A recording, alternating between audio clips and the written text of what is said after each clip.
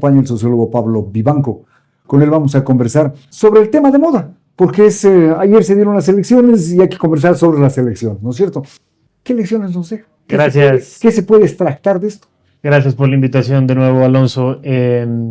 Lo que nos queda es un efecto de lo que ya se había venido viendo en el país, una polarización absoluta, una división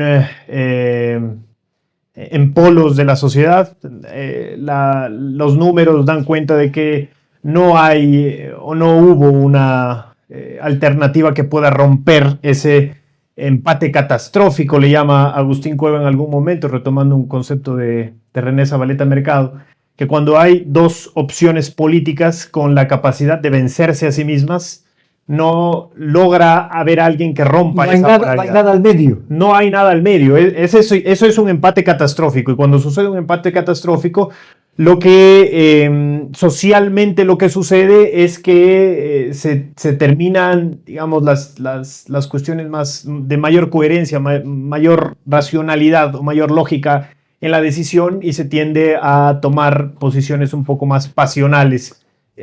Políticamente hablando. No funciona entonces la ideología, sino funciona el corazón, el sentimiento de amor o de odio.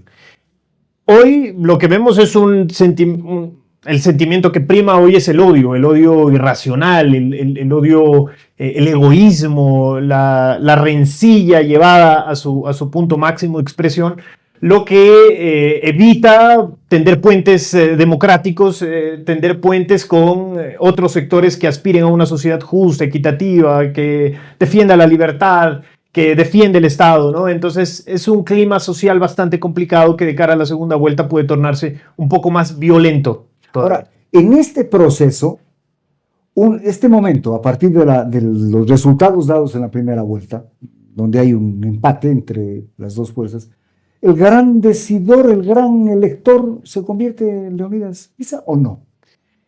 Es un actor fundamental en esta especie de empate catastrófico, ¿no? Es un actor fundamental primero porque logra consolidar un apoyo importante fuera de los dos polos.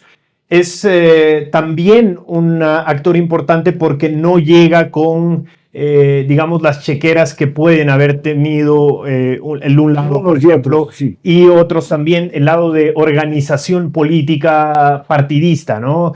Él viene de una tradición de organizaciones sociales, de base, de abajo, campesinas, que resultan importantes. Ahora, lo que él decía ayer es importante, no se va a endosar el voto, y el voto para segunda vuelta no puede ser, no se computa de unos hacia otros. No se los cogen montones, no se los cogen montones y se los traslada de un lado a otro, sino que pueden haber variaciones interesantes ahí. Se convierte, sí, en un actor clave, porque o él representa a ciertos sectores de la izquierda ecuatoriana. Pero intentamos una cosa, Pablo. Yo creo que el grupo que sigue a Leonidas Issa, o la gente que le sigue a Leonidas Issa, si bien no será marcadamente militante, pero sí hace caso a sus líderes.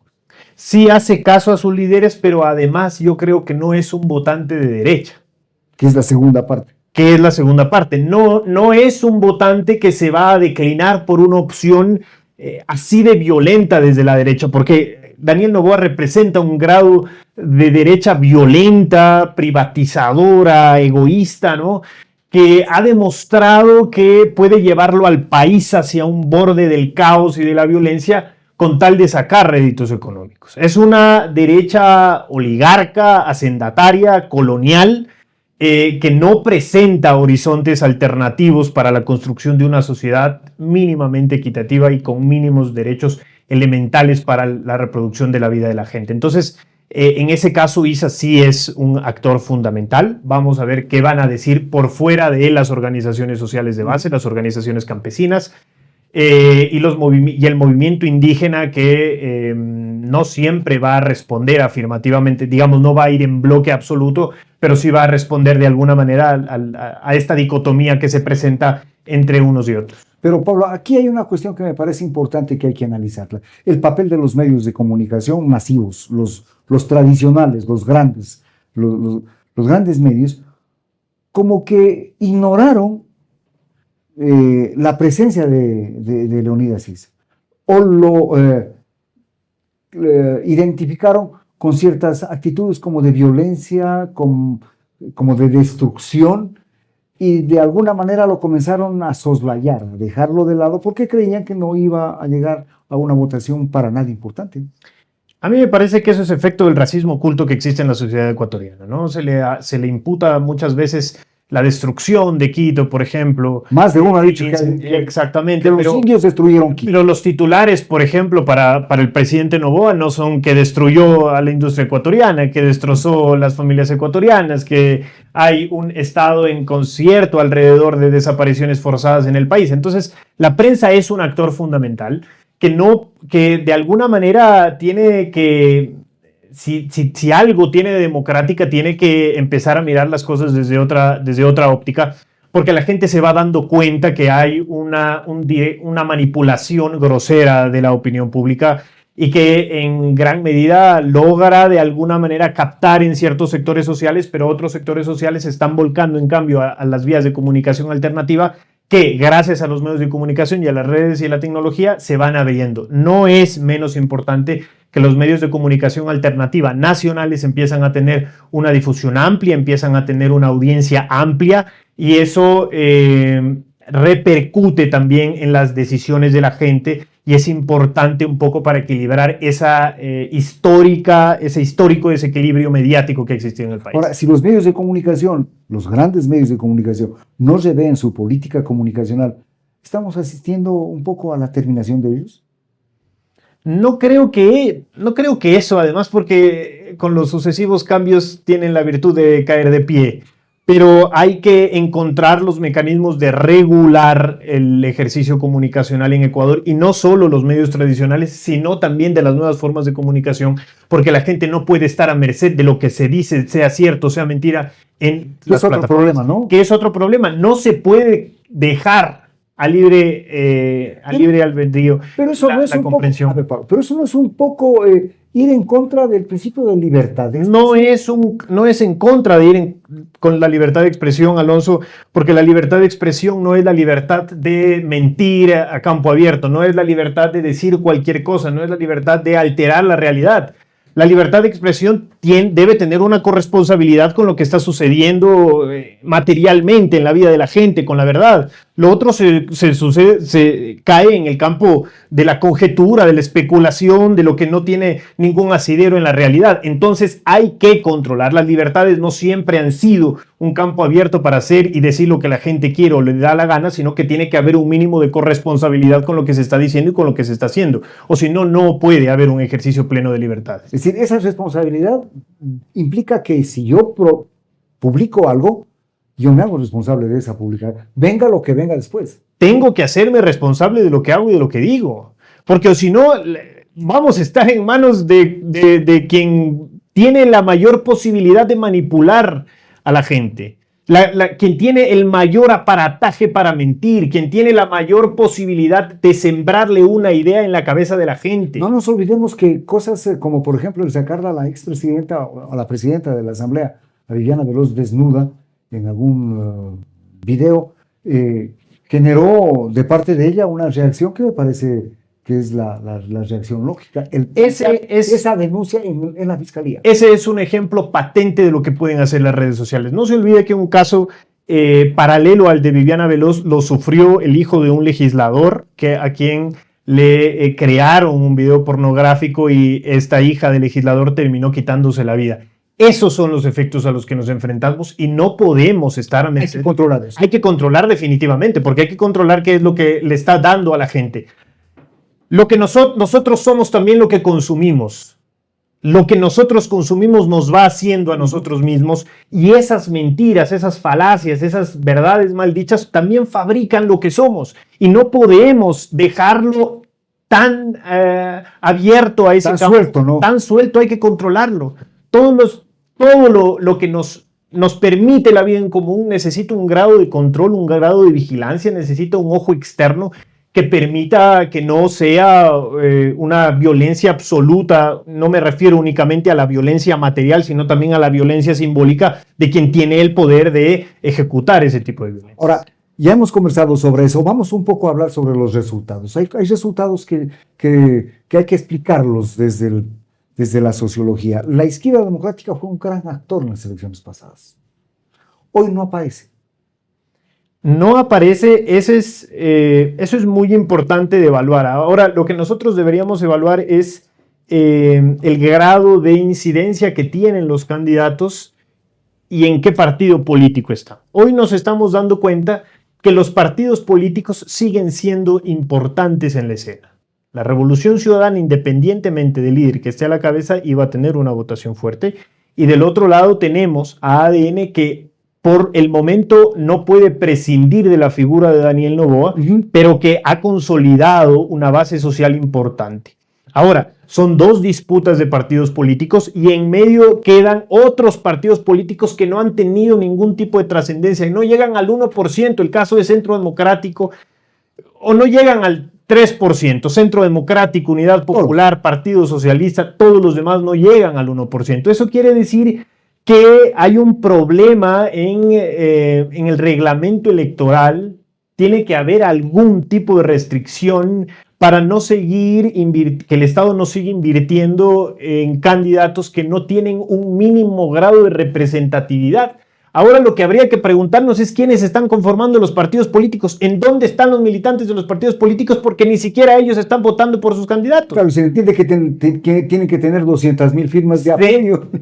Mínimamente deberían estar ahí una porción. Debería reflejarse esos 200,000 militantes.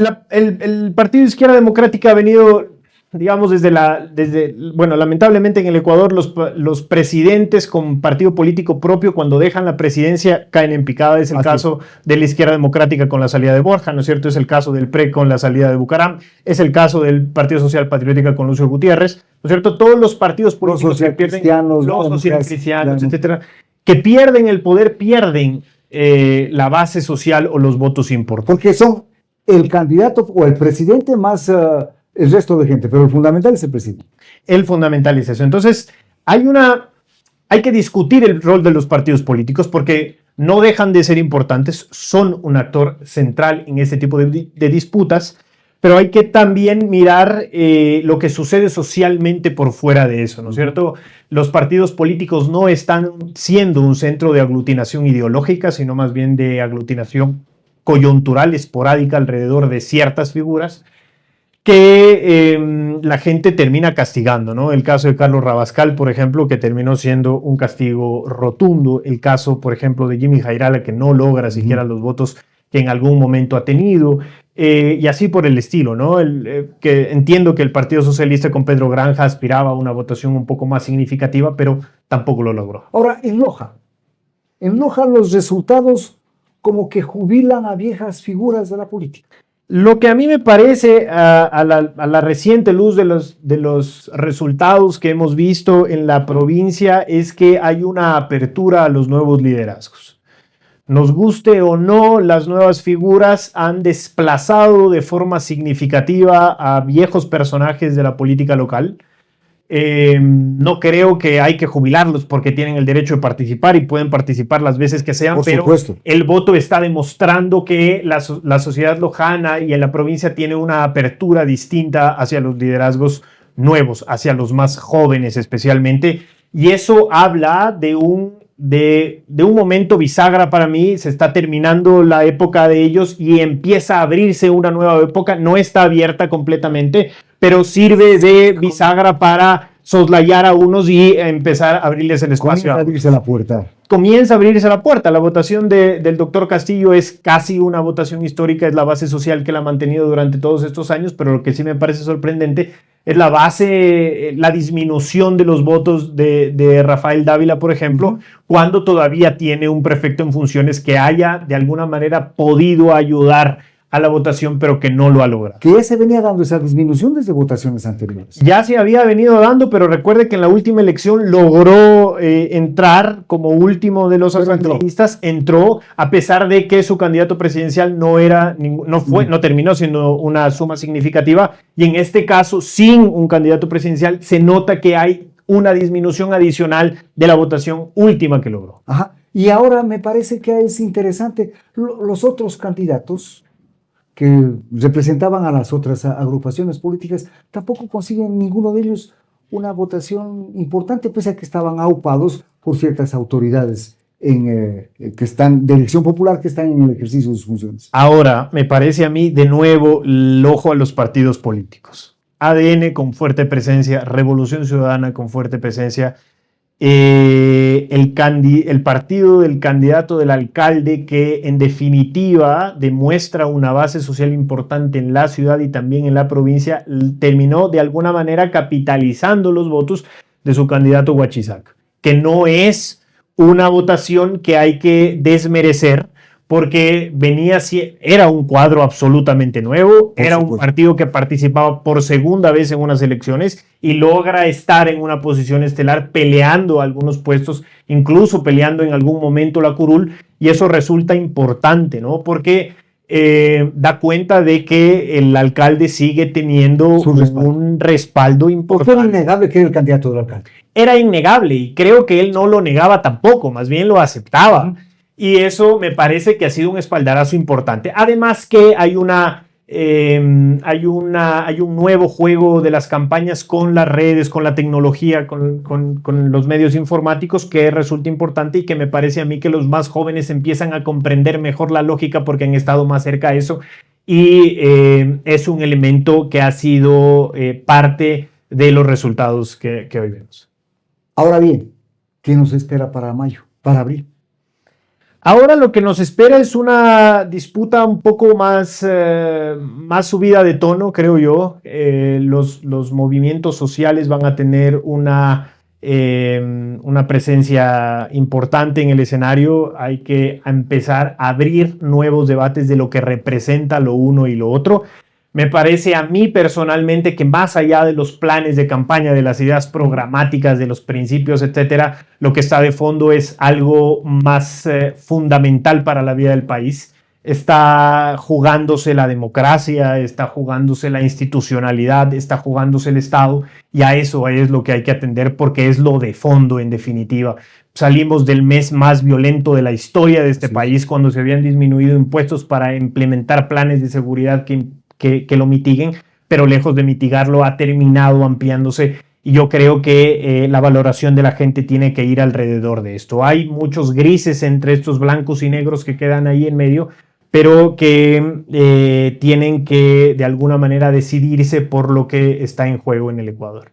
Muchas gracias.